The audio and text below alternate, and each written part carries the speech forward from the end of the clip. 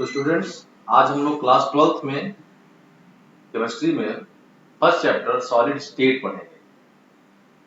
अब solid state बारे में आप जान रहे हैं कि जो सॉलिड, जैसे हम लोगों ने पढ़ा स्टेट्स ऑफ मैटर, द्रव्य की अवस्थाएं पढ़ा ना, states of matter.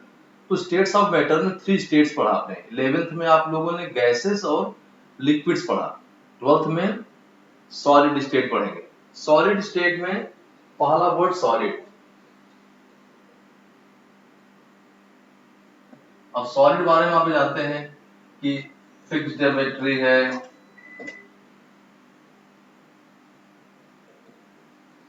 Occupy space,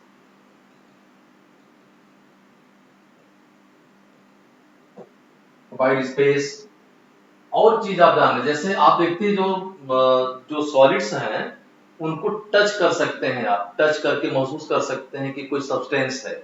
जैसे गैस को टच नहीं कर सकते तो गैस को आप फील कर सकते हैं। लिक्विड्स को आप देख सकते हैं, लेकिन सॉलिड को आप देख भी सकते हैं, टच भी कर सकते हैं। फिक्स ज्योमेट्री है, जैसे मान लीजिए हमारी पेन है तो फिक्स शेप है इसकी, तो आप देखते हैं fix geometry means shape, size, सारी चीजें फिक्स है, ठीक है। और इनका क्या है, फिक्स्ड वॉल्यूम है, फिक्स्ड वॉल्यूम है, ठीक है। ये सब जनरल मैटर जो कि आप बहुत दिनों से पढ़ते चले आ रहे हैं। यहां पर हम लोग टाइप्स ऑफ सॉलिड में 2 टाइप ऑफ सॉलिड पढ़ेंगे। टाइप्स ऑफ सॉलिड में हम लोग 2 टाइप सॉलिड पढ़ेंगे। Number 1 crystalline solid and number 2 amorphous solid.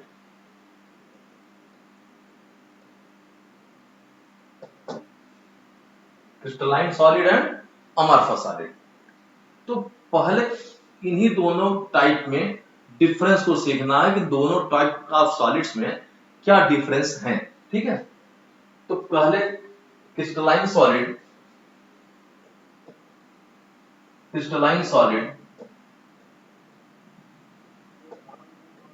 And amorphous solid में डिफरेंस हम सीखेंगे।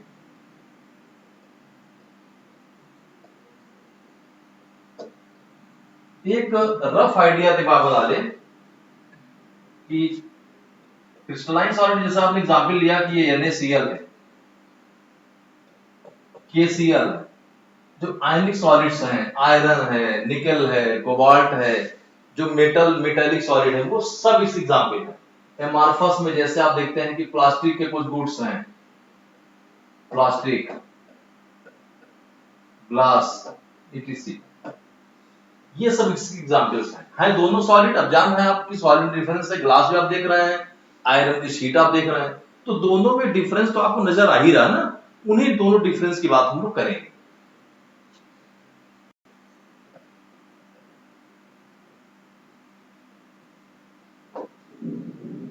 क्रिस्टलाइन सॉलिड नंबर 1 है fixed geometry,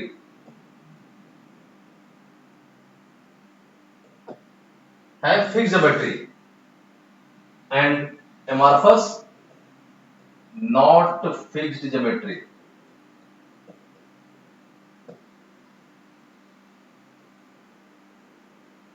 Not fixed geometry. Geometry fix नहीं है, एमॉर्फस की ज्योमेट्री फिक्स नहीं होती है, और जो क्रिस्टलाइन सॉलिड हैं उनकी ज्योमेट्री फिक्स होती है, ठीक है। नंबर 1। नंबर 2, अब आप जान रहे हैं कि इनका जो मेल्टिंग पॉइंट, बॉइलिंग पॉइंट है, बहुत हाई होता है। High melting point and boiling point. यहां पे आप समझ लीजिए कि दोनों चीजें क्या होती हैं, low melting point and boiling point. इनका मेल्टिंग पॉइंट और बॉइलिंग पॉइंट कम होता है, ठीक है। तो देखिए जो डिफरेंस है एमॉर्फस क्रिस्टलाइन का, वो पहला डिफरेंस ज्योमेट्री का, नंबर 2 डिफरेंस है melting point and boiling point का। तीसरी चीज होती है कि ये जो आपका क्रिस्टलाइन सॉलिड है, ये लॉन्ग अरेंजमेंट होता है।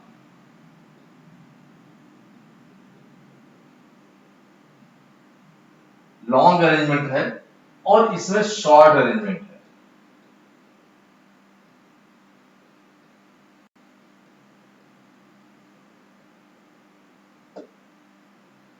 और बहुत ही ज्यादा अच्छी एक इनकी प्रॉपर्टी है, crystalline solids are anisotropic. Anisotropic, इस एनिसोट्रॉपिक प्रॉपर्टी को समझा, क्या होती है एनिसोट्रॉपिक। एनिसोट्रॉपी, एनिसोट्रॉपी एक फिनोमेना है। एनिसोट्रॉपी मीन्स होता है कि फिजिकल प्रॉपर्टीज एवरी साइड के, जैसे कोई सीट है, उस सीट में जितने भी साइड्स हैं, अलग अलग साइड में अलग अलग एरियाज में फिजिकल पॉइंट, फिजिकल प्रॉपर्टीज इनकी डिफरेंट डिफरेंट होगी, अलग अलग होती है। ये एनिसोट्रॉपिक की डिफिनेशन है, physical properties are different in different side. अलग अलग दिशाओं में, अलग अलग डायरेक्शंस में आप कह सकते हैं डिफरेंट साइड, डिफरेंट डायरेक्शन। अलग अलग डायरेक्शन में इनकी जो फिजिकल प्रॉपर्टीज होती हैं वो डिफरेंट होती हैं। ये बहुत ही एक इंपॉर्टेंट फीचर है इन सॉलिड का। और नंबर 4 अगर आप यहां स्टडी करिए तो they are isotropic.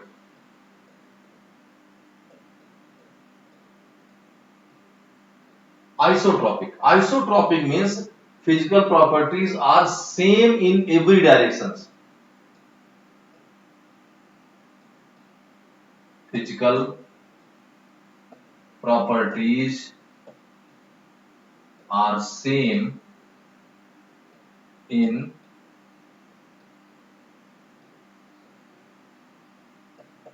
all directions. Example हमने ऊपर आपको बता ही दिए। ये बहुत इंपॉर्टेंट इनके बीच डिफरेंस है। देखिए, जिसके बारे में पढ़ना आप चाह रहे हैं उसका डिफरेंस जानना बहुत जरूरी है कि सॉलिड स्टेट दोनों है और इन दोनों सॉलिड्स में क्या क्या डिफरेंसेस होते हैं। ठीक है, हम लोगों ने डिफरेंस के बारे में पढ़ लिया। अब हम लोग यहां पढ़ेंगे, देखिए पूरा टॉपिक जो है आपका क्रिस्टलाइन सॉलिड पर बेस्ड है। पूरे टॉपिक में क्रिस्टलाइन सॉलिड पढ़ना है तो टाइप्स ऑफ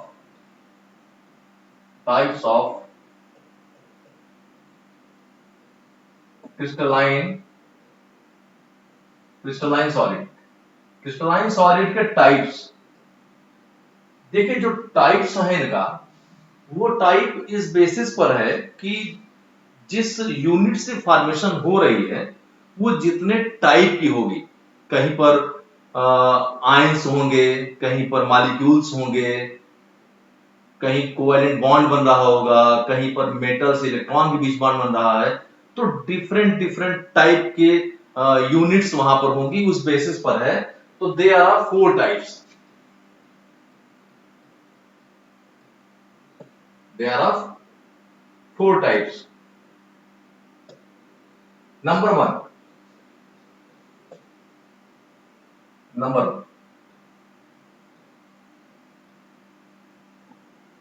मॉलिक्यूलर सॉलिड। जैसा नाम दिख रहा है मॉलिक्यूलर, मींस इनकी जो बेसिक यूनिट होगी वो क्या होगी, वो मॉलिक्यूल्स होगी। इनकी जो बेसिक यूनिट है वो क्या होगी, मॉलिक्यूल्स होगी। और अगर आप खुद समझदार हैं कि मॉलिक्यूल्स अगर के वहां पर, तो आप समझ रहे होंगे कि मॉलिक्यूल, एक मॉलिक्यूल और दूसरा मॉलिक्यूल दोनों ही फ्री होते हैं। इनके बीच में किस टाइप का फोर्स ऑफ अट्रैक्शन लग सकता है, कैसे जुड़ सकते हैं आपस में। तो जो मॉलिक्यूल्स हैं, यहां पर आप जान रहे होंगे जो फोर्सेस हैं वो उनके टाइप्स कई हो सकते हैं। जैसे आप जानते हैं वीक फोर्स है, यहां जो फोर्स है कौन सा है, वीक फोर्स है। और ये वीक फोर्स कई टाइप के हैं। देखिए, पहले आप कह सकते हैं कि ये वांडर वाल फोर्स है, और क्या कर सकते हैं आप, यहां कर सकते हैं कि ये हाइड्रोजन बॉन्ड है। ठीक है, तो ये सब वांडर वाल फोर्स, हाइड्रोजन बॉन्ड बहुत वीक फोर्स है। और ये सब फोर्स फ्री जो होते हैं, फ्री मॉलिक्यूल्स हैं, इन फ्री मॉलिक्यूल्स के बीच में फोर्स अप्लाई होते हैं। फ्री मॉलिक्यूल्स के बीच में फोर्स अप्लाई होता है। अब हाइड्रोजन बॉन्ड को तो आपने पढ़ा होगा, जैसे H2O को पढ़ा था आपने, तो याद करिए H2O एक फ्री कंपाउंड है, दूसरा H2O फ्री कंपाउंड है, और दोनों H2O के बीच में ये फोर्स अप्लाई हो रहा है hydrogen bond. HCl, HF, NH3। तो जहां पे देखा था हाइड्रोजन बॉन्ड को आपने पढ़ा था कि बॉन्ड बॉन्ड किसके बीच बन रहा था? बॉन्ड बन रहा था कि कोई जो एटम होगा वो मोस्ट इलेक्ट्रोनेगेटिव एलिमेंट है, मोस्ट इलेक्ट्रोनेगेटिव एलिमेंट से हाइड्रोजन ऐड हो, तो उसका जो दूसरा मॉलिक्यूल आ रहा है, वो दूसरे मॉलिक्यूल में जो हाइड्रोजन है वो इस मोस्ट इलेक्ट्रोनेगेटिव एलिमेंट से इंटरेक्ट हो सकता है। उस इंटरेक्शन का फोर्स है, दोनों फ्री है बेसिकली। आपको याद होगा जैसे आपने पढ़ा था कि ये H2O है, देखिए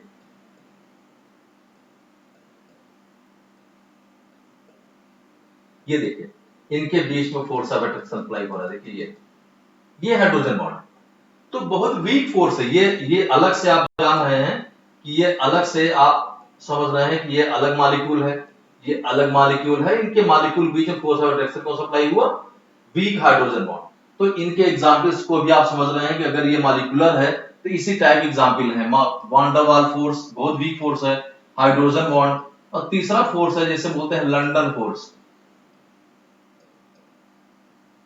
अब जैसे ऑक्सीजन ऑक्सीजन है, अब ऑक्सीजन भी फ्री है, दूसरा ऑक्सीजन भी फ्री है, अभी देखिए बीच फोर्स अप्लाई हो रहा था, आप समझ सकते हैं बहुत वीक फोर्स है।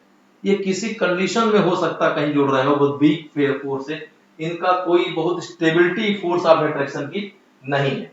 तो एक टाइप आपका सी हो गया। दूसरा टाइप जो पढ़ना है वो एक कोवैलेंट है। कोवैलेंट बोलिए या एक वर्ड है नेटवर्क, नेटवर्क सॉरी, कोवैलेंट या नेटवर्क सॉलिड। यहां पर फोर्स ऑफ अट्रैक्शन आप समझ सकते हैं, जो बॉन्ड है, जो बॉन्ड है वो कोवैलेंट है, कोवैलेंट टाइप बॉन्ड है। अब कोवैलेंट बॉन्ड जब आपने पढ़ा था आपको याद होगा कि जैसे इतने प्रकार के, इतने टाइप वहां बन जा रहे हैं, इतने बॉन्ड्स बन जा रहे हैं, उनकी जो शेप है वो वेब लाइक हो जा रही है। जैसे आपने पढ़ा कभी कि दो प्रकार के एग्जाम्पल आपने यहां पढ़े, वो एक है ग्रेफाइट, दूसरा एग्जाम्पल पढ़ा आपने डायमंड। ग्रेफाइट एंड डायमंड दो इसके एग्जाम्पल हैं यहां पर। बेस्ट एग्जाम्पल है, कोवैलेंट है, कोवैलेंट में बॉन्ड कौन सा अप्लाई हो रहा है? कोवैलेंट बॉन्ड हो रहा है। एग्जाम्पल आपके पास है ग्रेफाइट और डायमंड। नंबर थ्री आयनिक सॉलिड।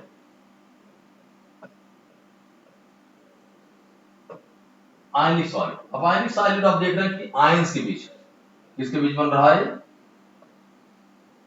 बिटवीन बिटवीन आयंस, ये आयंस के बीच बन रहा है। ठीक है, आयंस बीच बन रहा है, और इसका जो फोर्स अप्लाई हो रहा है, फोर्स कौन सी है? वो फोर्स है स्ट्रॉन्ग इलेक्ट्रोस्टैटिक फोर्स।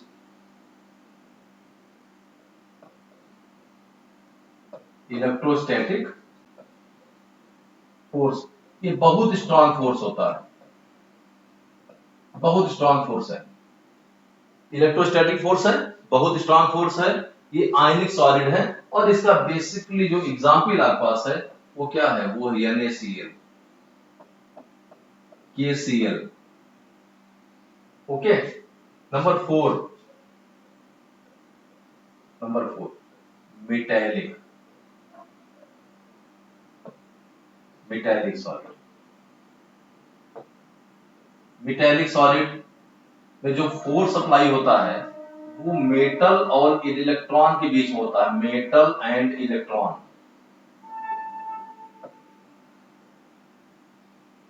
इलेक्ट्रॉन के सी में मेटल्स हैं, वो मेटल्स इलेक्ट्रॉन से इंटरेक्ट हैं और इनके बीच में फोर्स ऑफ अट्रैक्शन हो रहा है, यही है। और यहाँ जो बॉन्ड बोलते हैं हम लोग, इस बॉन्ड को बोलते हैं metallic bond.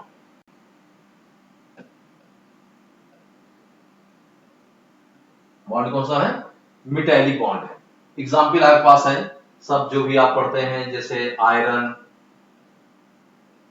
Cobalt, silver, gold, ठीक है। ये 4 टाइप के हम लोगों ने सॉलिड को सीखा। बेसिक यूनिट के बेसिस, देखिए इनकी जो बेसिक यूनिट है, कहीं की बेसिक यूनिट मॉलिक्यूल है, कहीं की बेसिक यूनिट आयंस हैं, कहीं की बेसिक यूनिट में कोवेलेंट बॉन्ड के का आपको कंपाउंड दिख रहे हैं, कहीं बेसिक यूनिट में मेटल्स और इलेक्ट्रॉन्स हैं। तो इस बेसिस पे 4 टाइप्स हो गए। ये एक बेसिक नॉलेज। यहां पर अब आप समझ लीजिए जो हम लोगों को सीखना है वो इसकी आगे बढ़ जाएंगे, और अब हमको सीखना है unit cell.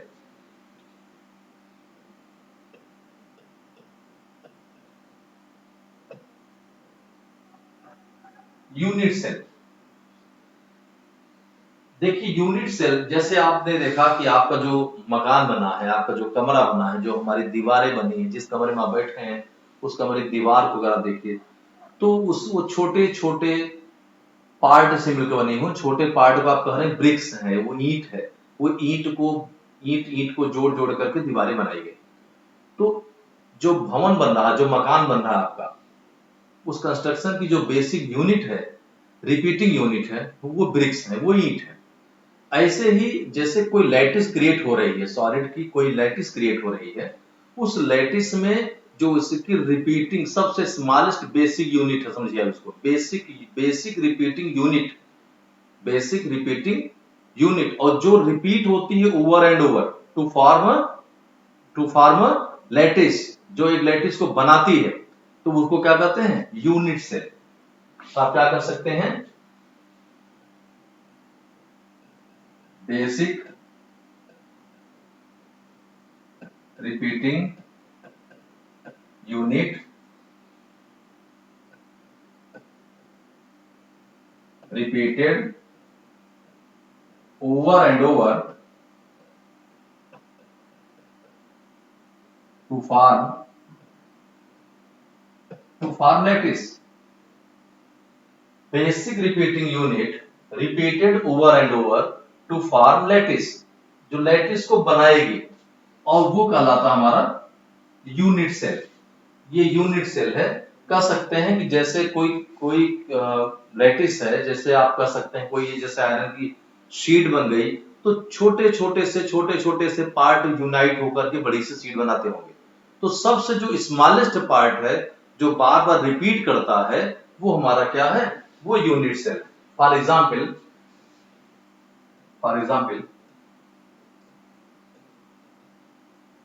Cubical unit cell, cubical unit cell, hexagonal unit cell,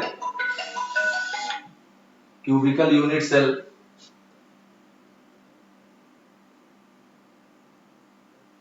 hexagonal unit cell, extra. अब देखिए हम लोगों को जो स्टडी करनी है वो क्यूबिकल यूनिट सेल की करनी है।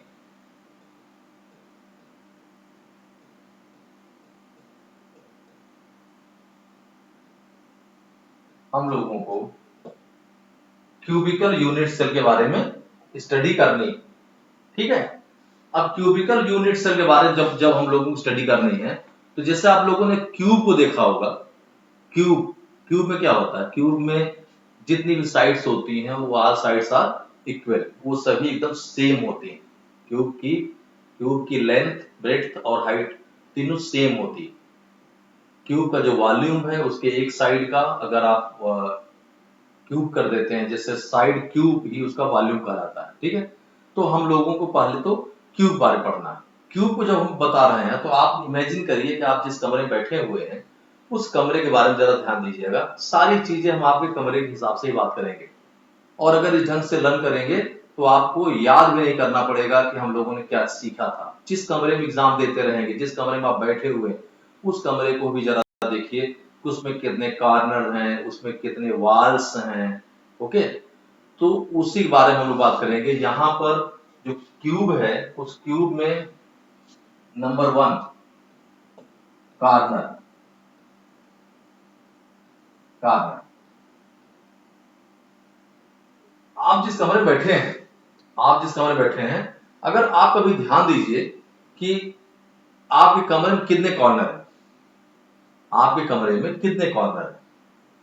जिस भी कमरे में आप बैठे हुए हो, अगर वो कमरा आपका स्क्वायर टाइप का दिख रहा है, लेंथ विड्थ हाइट सब सेम है, रेक्टेंगल भी हो सकता है कमरा आपका, लेकिन हम रेक्टेंगल में भी आपसे कह ही सकते हैं कि उसके कॉर्नर देख लीजिए।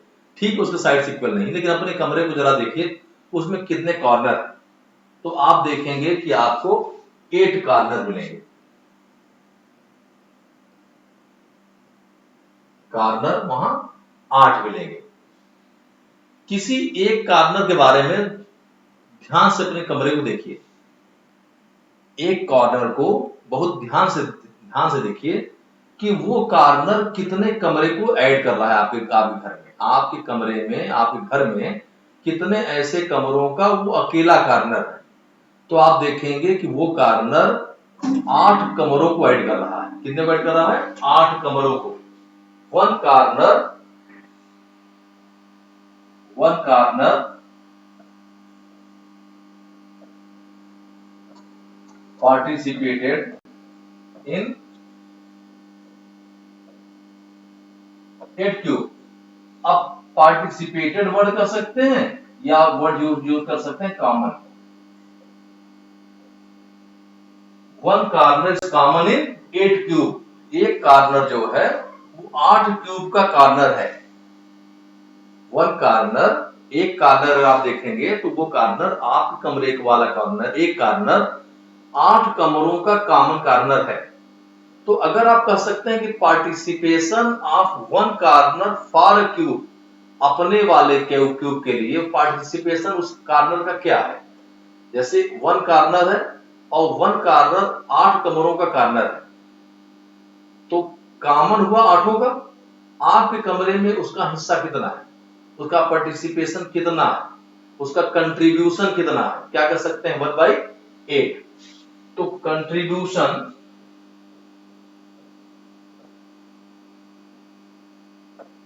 कंट्रीब्यूशन फॉर यूनिट सेल, तो कंट्रीब्यूशन इसका कितना हुआ 1/8। ये बात एकदम रिमेंबर करने वाली है, ये बात आपको एकदम ध्यान में हो कि 8 कॉर्नर है और हर कॉर्नर का पार्टिसिपेशन, हर कॉर्नर का जो कंट्रीब्यूशन है वो 1/8 है। इसके बाद हम लोग पढ़ेंगे फेस के बारे में। और फेस के बारे में आप खुद ध्यान दीजिए कि आपका जो रूम है, आप अपने कमरे को जरा ध्यान से देखिएगा कि उस कमरे में फेस कितने हैं।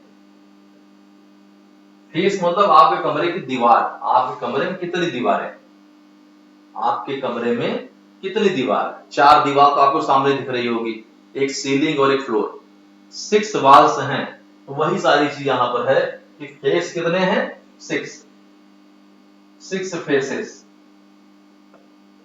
एक क्यूब का 6 फेसेस हैं। और अगर आप कंट्रीब्यूशन की बात करिए तो उसके पहले आप ध्यान दे दीजिएगा, one face is common for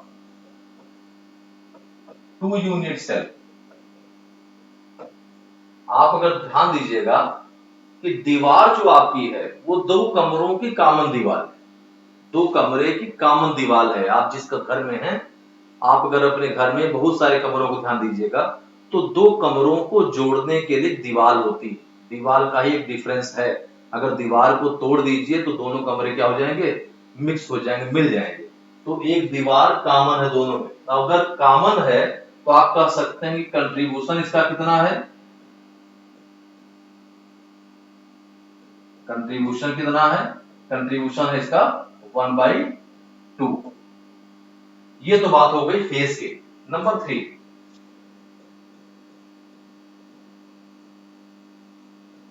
as की बात करिए।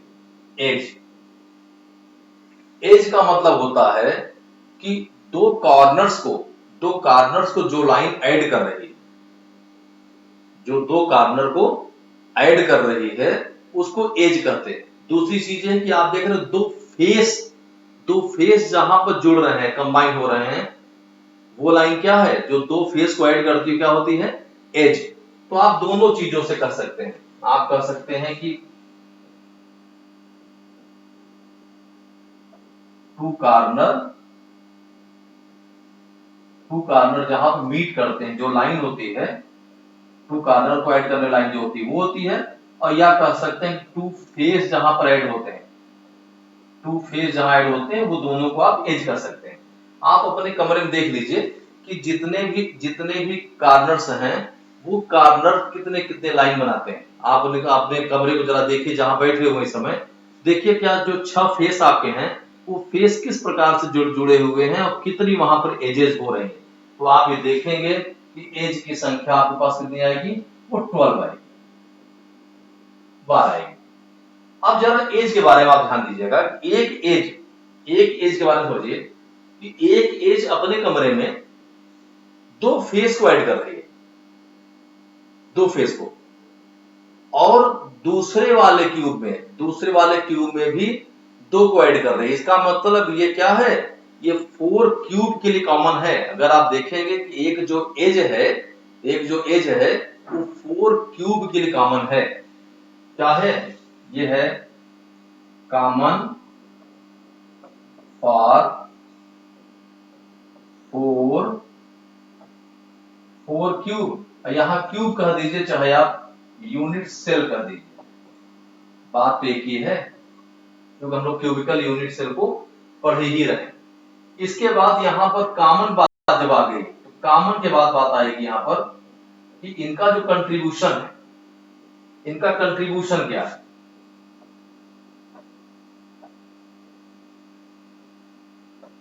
इनका कंट्रीब्यूशन भी 1/4 ही तो होगा। जब ये 4 को जोड़ रही है, 4 का कॉमन है, तो एक सेल के लिए, अपने सेल के लिए इसका कंट्रीब्यूशन क्या है? 1/4। इसके बाद आपको पढ़ना है सेंटर पे होता है जिसको बोलते हैं हम लोग body centre.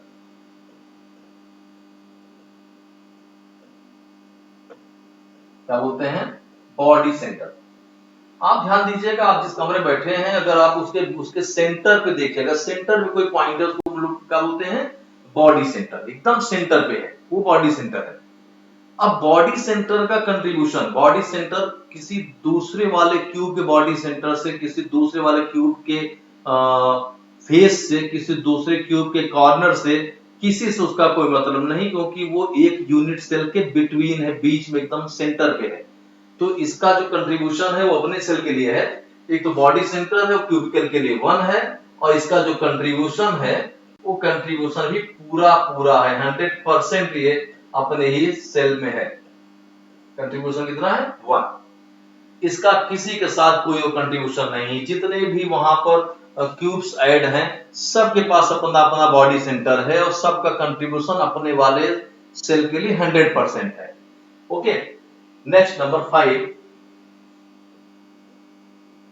Body diagonal. Body diagonal, अब देखिए बॉडी डायगोनल को आप क्या कर सकते हैं? टू अपोजिट कॉर्नर्स को जोड़ने वाली जो लाइन है, दो अपोजिट कॉर्नर को जो लाइन ऐड करती है वो, अगर वो वाया बॉडी सेंटर जाती है तो उसको क्या बोलते हैं? Body diagonal. Line passes through body centre. Body centre से होकर के जो लाइन जाती है वो टू कॉर्नर्स को ऐड करिए, टू अपोजिट कॉर्नर हो जो ऐड होते हो और वो बॉडी सेंटर से होकर के जाते हो, तो उसको कहते हैं हम लोग body diagonal.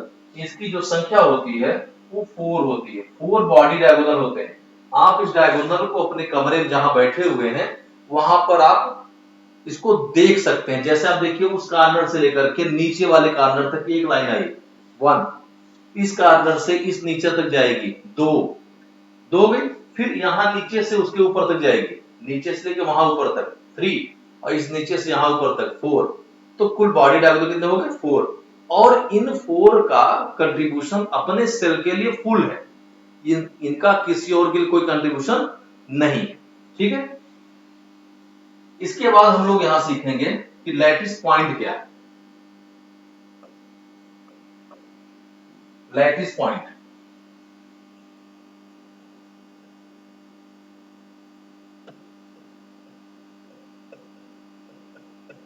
Lattice point, lattice point को आप कह सकते हैं कि लोकेशन, लोकेशन कह सकते हैं, पोजीशन कह सकते हैं, position of atom, ion, atom ion और molecule in unit cell. Unit cell में, यूनिट सेल में पोजीशन क्या है, यूनिट सेल के अंदर पोजीशन क्या है इसकी, किसकी, आयंस कहां पर हैं, एटम कहां पर हैं, मॉलिक्यूल्स कहां पर हैं, कॉर्नर पे हैं, फेस पर हैं, बॉडी डायगोनल पे हैं, एज के सेंटर पर हैं, बॉडी सेंटर, क्या लोकेशन उनकी है, इस वर्ड को बोलते हैं हम लोग लैटिस पॉइंट। आप एग्जाम्पल देखिए, फार्मूला ऑफ सॉलिड,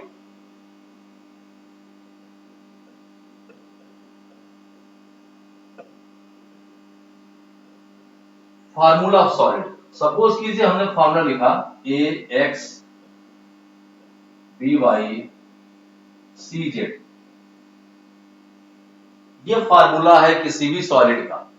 इसका मतलब क्या है बताइए, इसका मतलब यह है कि जो x है वो क्या है, वो क्या है, number of A in unit cell. जो यूनिट सेल है उसमें ए के नंबर कितने हैं, x क्या डिनोट कर रहा है, x डिनोट कर रहा है number of A in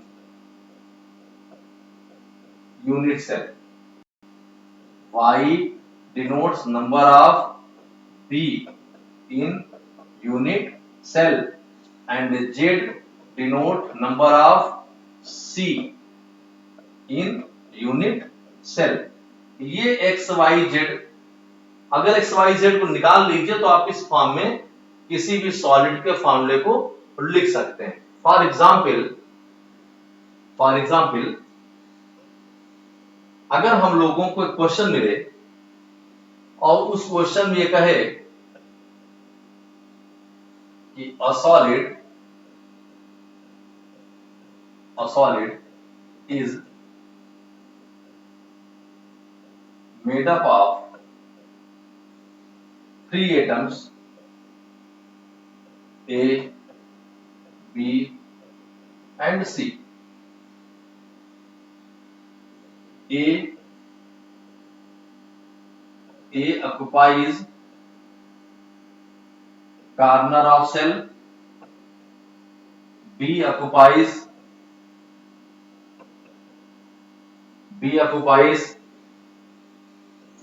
face center of cube, and C occupies body center of cube। Find formula of solid। Solid का फॉर्मूला बताइए, सेंस समझिए, सॉलिड है वो ए बी सी से फॉर्म हो रहा है, ए है बी है सी है, तीनों से फॉर्म हो रहा है। ए कॉर्नर पे है, बी फेस के सेंटर पर है और सी बॉडी के सेंटर पर है। आपको फॉर्मूला बताना है। क्विक आंसर है A x B y C z. अगर हम लोगों के यहाँ एक्स वाई जेड मिल जाए तो फार्मूला हमारे पास बन जाएगा। एक्स निकालना है, एक्स एक्स क्या है? एक्स है नंबर ऑफ ए। और ए कहां ऑक्युपाई कर रहा है? ए लाई कर रहा है कॉर्नर पे। कॉर्नर कितने हैं? 8। कितने हैं? 8 कॉर्नर।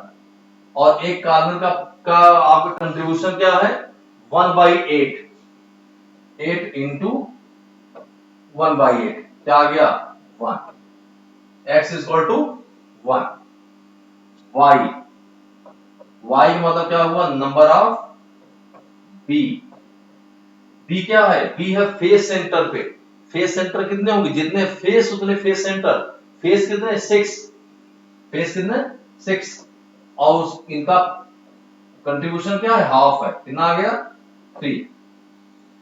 एंड जेड, जेड क्या? जेड है नंबर ऑफ सी, मीन्स 1। तो फॉर्मूला क्या होगा आपके पास? We get formula equal to A B3 C। Any problem? Okay, next problem. ऐसी सेम प्रॉब्लम करनी है, थोड़ा सा चीजों को चेंज कर देते हैं। और चेंज क्या करते हैं? चेंज ये कर देते हैं कि A occupy corner, A occupy corner of cube which one corner is missing. अब पता चला 8 कॉर्नर, उसमें एक 8 कॉर्नर 1 कॉर्नर मिसिंग है। तो एटम कहां है? 7 पर है। ऐसे ही B occupies face centre and 2 face centres are missing. C occupies C occupies edge centre, edge centre in which half of A centers are missing। Formula of solid. Same question देखिए, लिख लीजिए। Example देखिए क्या लिखा हुआ है। लिखा हुआ है a solid made up of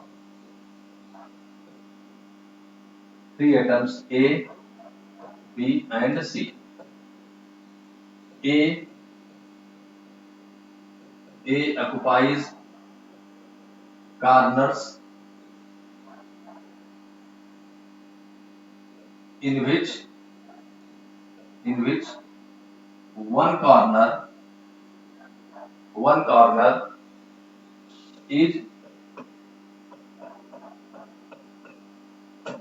is missing।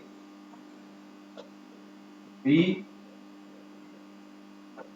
occupies face center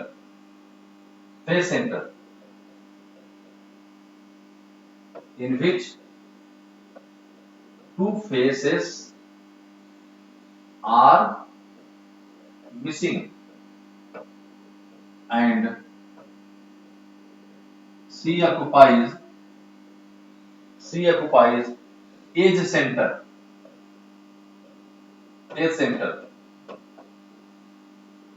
in which half of edge centers are missing। Calculate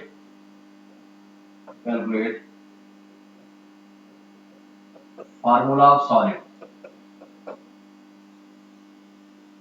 question को ध्यान दीजिएगा, सारी चीजें एग्जाम्पल आप ले सकते हैं कि हमने मान लिया कि इसका जो फॉर्मूला है वो AX BY CZ। Previous question की तरह आप XYZ को कन्वर्ट कर ले, वही आपका आंसर है। X क्या है? X equal to number of A। A कहां है? कॉर्नर पे है। और जिसमें 7 कॉर्नर ही है, क्योंकि 1 कॉर्नर इज मिसिंग। तो क्या हो जाएगा? 7 इंटू 1/8 क्या आ गया? 7/8। ये नंबर ऑफ एक्स हो गए। वाई पे आप आ जाइए। वाई क्या है? Y number of B. Face कितने होते हैं? 4 बचे ना। फेस होते हैं 6। इस केस में 2 फेस आर मिसिंग। तो कितने हो गए? 4। तो 4 into 1/2 that is 2। And Z क्या? Z number number of C क्या कर रहे हैं, half of edges A centres are missing. 12 होते हैं, 12 में से हाफ क्या है, हाफ मिसिंग है, तो कितने बचे 6। तो यहां आप देखेंगे कितना हो जाएगा 6, और कंट्रीब्यूशन क्या है इसका 1/4, तो दैट इज 3/2। फार्मूला आपके सामने है, फार्मूला आप निकाल लीजिए। फार्मूला क्या हो जाएगा, फार्मूला हो जाएगा a 7/8 b2 c 3/2। अब बाई में तो आंसर नहीं होगा, आपका क्या हो जाएगा, आपका हो जाएगा a7 b16 एंड c12।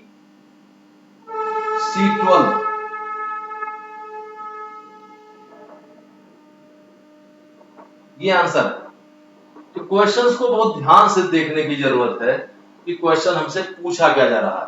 तो जब क्वेश्चंस आप देख लेंगे कि क्वेश्चंस जो पूछा जा रहा है आपसे, वो क्वेश्चन का क्या रहा है, A occupies corner and 1 corner is missing. तो 8 कॉर्नर होते हैं, 1 मिसिंग, बचा कितना 7। तो 7 into 1/2 1/8। वाई कहां लोकेशन, वाई कहां है, वाई है फेस के सेंटर पे, और फेसेस कितने होते हैं 6। यहां क्वेश्चन क्या दे रहे हैं, 2 फेसेस आर मिसिंग, तो 4 into 1/2। जेड क्या है, जेड है आपका एज के सेंटर पे, एज कितने हैं 12, लिख रहे हैं half of edges A centres are missing. Half में ए सेंटर है ही नहीं, तो बचे कितने 6 into 1/4। अब आप इसको इक्वल कर लेंगे तो आपके पास फॉर्मूला आ जाएगा a7 b16 एंड c12।